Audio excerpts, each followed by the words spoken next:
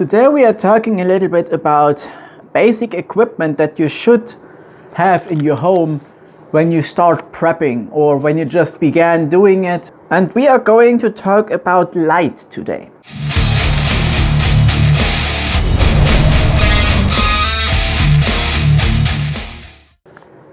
When it comes to an emergency, it is important to supply yourself with water and food. I did a video on that already. The second most important thing is light, communication, and heat. My first light source for emergency use was actually an oil lamp and some candles. Candles are good because they almost don't get old. Some candles kind of like evaporate over time. The wax is getting smaller, but they never disappear completely. It's just some substances in some candles evaporate over time, and look for good quality candles so that doesn't happen. A lot of cheap candles are mixed with some type of oil that slowly evaporates into the surroundings over time. So keep your fingers away from those $1 candle packs. I would say buy at least some candles which have massive paraffin in them, or stearine wax or beeswax if you have a lot of money. I would say the normal stearine or if it's called correctly like that, or paraffin wax candles work the best. The advantages of candles are that you can just light them up and they will burn for 4 to 8 hours depending on the size of the candle that you have. There are the big ones that are double as high, like in size. They have double the volume stacked on top of each other in comparison to a normal candle. So the candles are twice as high but have the same diameter than a normal teapot light candle. I don't know how it is called. Tea candle? Is it called tea candle? Correct me if I'm wrong. And they burn for about 8 hours. One of those candles is enough to light a whole smaller room. Let's say between 10 and 15 square meters. If you have a 30 square meter room, 2 or 3 candles would be okay as well. The disadvantages of candles are that they use oxygen. They produce carbon monoxide and carbon dioxide, which can get a problem, especially in the winter time when you're trying to keep everything shut, to isolate yourself better from the surrounding temperatures. Then I would recommend buying LED lights or glow sticks. This is, by the way, one of the big ones that I showed you in my video, which Saturday. It is Saturday the 8th, February the 8th today. And today my first snap light video came out. I will do a part 2 and a part 3 for snap lights as well, because there are way more things to tell about those things than just what I told you in the first episode. So stay tuned for that. There will be a lot more about those. These are super handy. These are EMP proof lights. It doesn't matter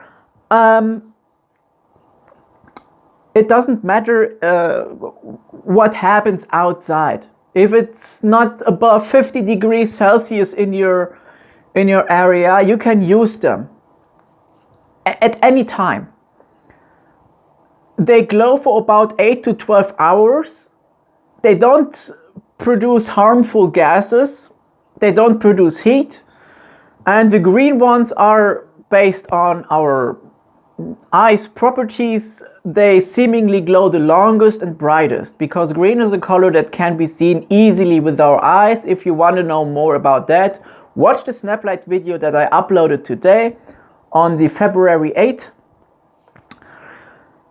It is a thing. I think every prepper should have snap lights, glow sticks, whatever you call them. These are handy. And because they look cool, I just snapped one for this video because I think it is a good light source for emergency. As you can see, it is definitely enough to illuminate paper. This one is on for 2 hours now. If I turn off all the lights in my room, this would be enough to illuminate this whole table and the surrounding area. So this is a big one. But I'm not gonna talk much about these today. Other good light sources are, of course, flashlights. You can use flashlight like these. This is my one. It produces around 2000 lumens of light maximum. If I press long, it produces a pretty normal light. It's like moonlight. In this setting, using an 8650 energy cell. It is always energy cell. There is not rechargeable energy cells and there is rechargeable energy cells. Just saying. A battery is a compound of multiple cells in one. That's what a battery is. Battery is a wrong term to describe a rechargeable cell, an energy cell. The correct word is energy cell, not battery. If you have multiple energy cells connected to each other, then it's a battery because it's an array of multiple cells. So battery is always multiple in ones and an energy cell is always a single one. So if you're using an 8650 energy cell, rechargeable one, this can put out about light for 196 hours.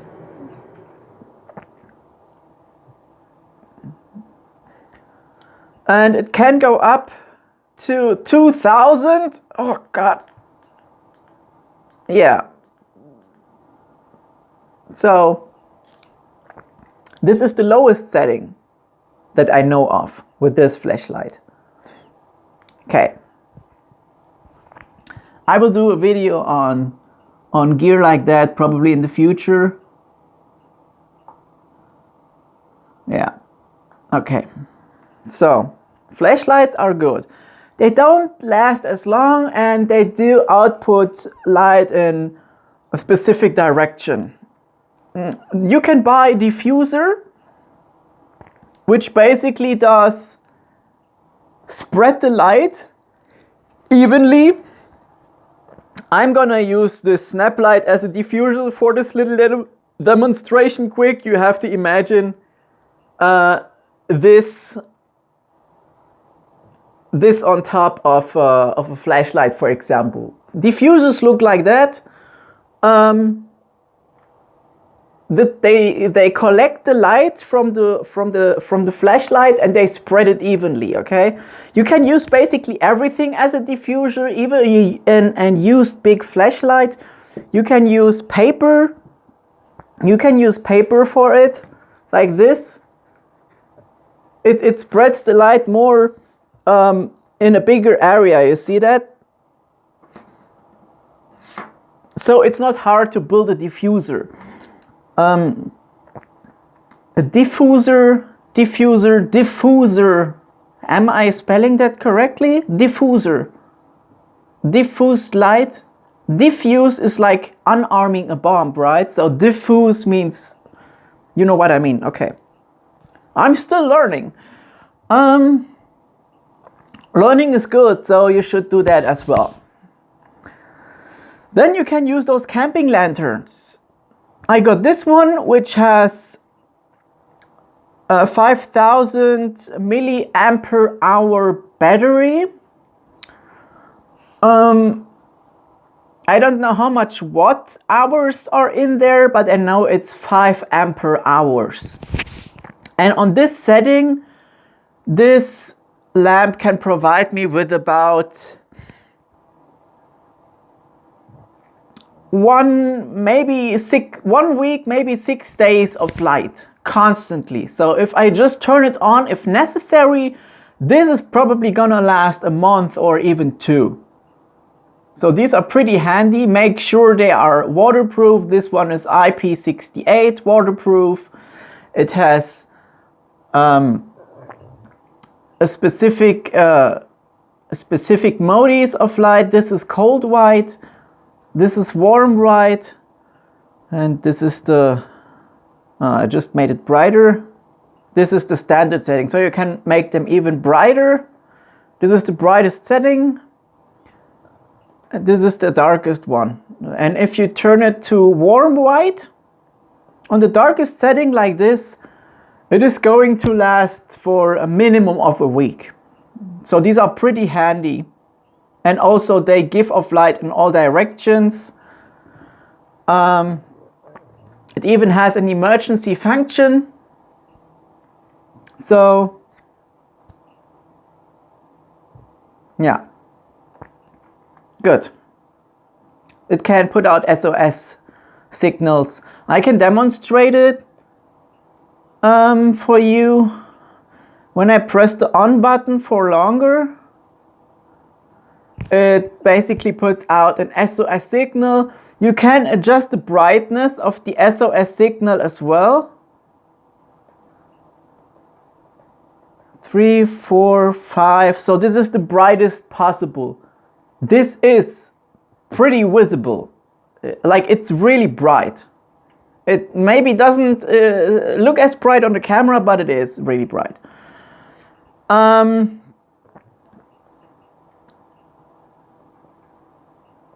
But this is not like this. This is the SOS function is not suitable for emergency situations where you need to light something, or because red LEDs swallow the least energy as far as I know. But due to the fact that they're blinking, I don't know how much it lasts. If you are one of those hardcore prepper types that's not caring for how the light looks or how it behaves, you can light your room with a strobe red emergency light. But I'm not sure if the electronics inside, probably not. I think the electronics inside do consume the least energy of all other components of them inside. So the LEDs swallow the most energy. That's basically what I want to say. The red ones, they use the least amount, or the smallest amount of energy. Okay. You need energy to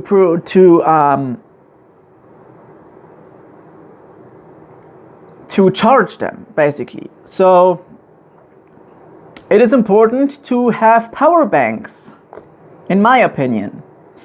Let's see. I don't want to do advertisement for some company, so I have this one.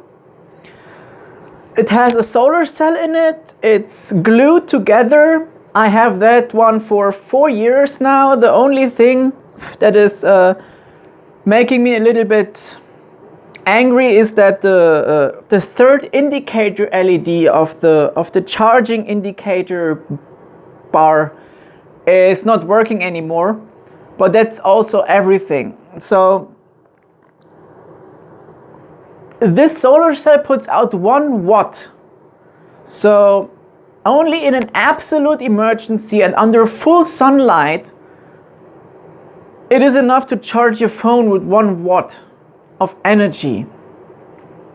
But some phones don't charge at 1 watt. So it probably only charges itself. And then the energy goes from the battery into the phone. But this takes days to charge your phone with that. So the solar cell doesn't do much, except if you are in a life-threatening situation and you have nothing, absolutely nothing on your hand.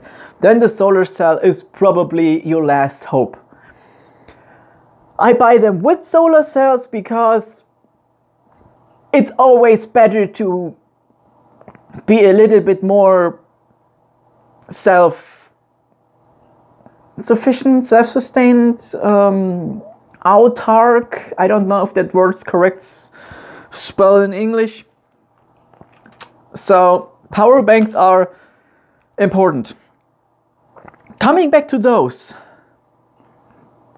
these are always ready to use.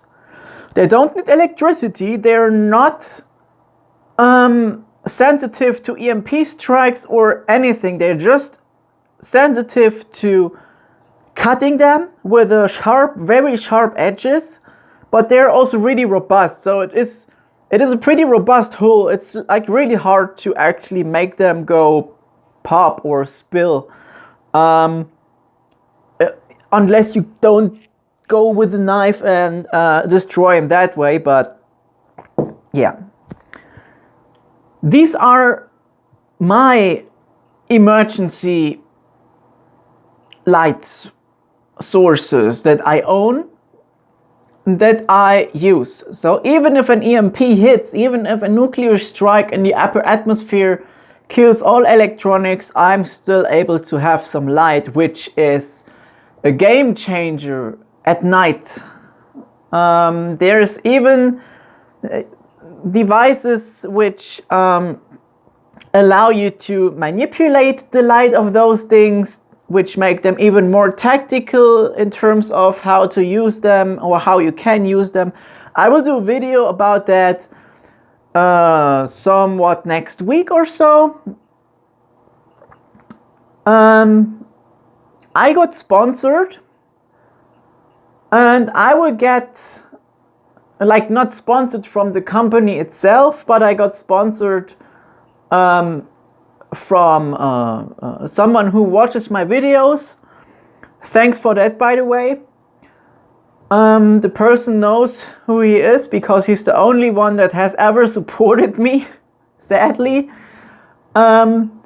I will get some military grade snappies, which are much brighter in brightness. They don't glow as long, but they're much brighter. And I will show you some cool things with them when they're finally here, so stay tuned for that. This is everything you should know about emergency lighting. I will do a video about tactical lighting, how to use tactical flashlights, how to properly blind your opponent, and how to properly move and use the lamp tactical, because shining light in someone's eyes is not what they were made for. You have to do it in a certain way so that they become 100% effective and do their job correctly. So stay tuned for that as well. Thanks for watching. If you like this video, leave a thumbs up. If you like more of this content, if you want more of my content, then leave a sub on my channel. Activate the bell, put it on every video so you don't miss anything in the future. Leave a comment if you want to know something, if you want to tell me, if you want to correct me, if you want to tell me some video ideas, and so on. You're welcome, guys. Thanks for watching. Stay tuned and be prepared.